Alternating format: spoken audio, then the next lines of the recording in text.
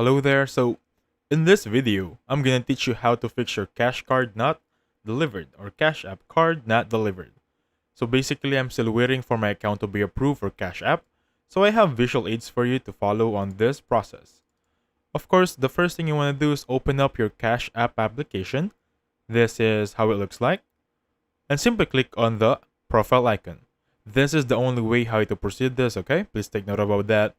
So clicking the profile icon will lead you on this landing page, your account, and just look for support. You got it right. We're gonna contact support on this matter because there is no workaround for this one other than contacting them.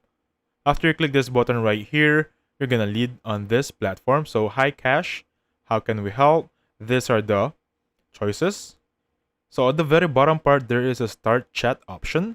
Make sure you click on that one, and then a customer service representative will get in touch with you.